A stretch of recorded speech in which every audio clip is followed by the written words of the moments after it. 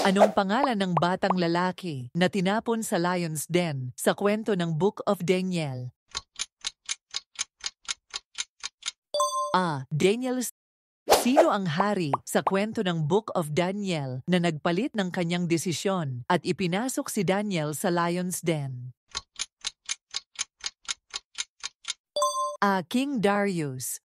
Ano ang nangyari sa mga taong pumunta sa Lion's Den sa Book of Daniel upang subukan si Daniel? A. Silang lahat ay kinain ng mga leon. Ano ang ibinigay ng Diyos sa mga leon sa kwento ng Book of Daniel upang hindi nila masaktan si Daniel? B. Matamis na awit. Sino ang nagtulak sa hari na ipapatapon si Daniel sa Lion's Den? A. Ang mga kaaway ni Daniel. Ano ang sinabi ni Daniel sa hari bago siya itapon sa Lion's Den? C. Maliligtas ako ng Diyos. Ano ang kabayaran sa mga taong nagsira kay Daniel at inipapatay sa Lion's Den? A. Pinatay sila ng espada.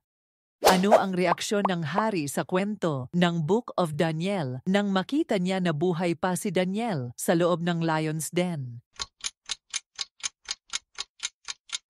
B. Nagalak at nagpalakpakan. Ano ang naging kapalaran ng mga kaaway ni Daniel na nagsinungaling sa hari?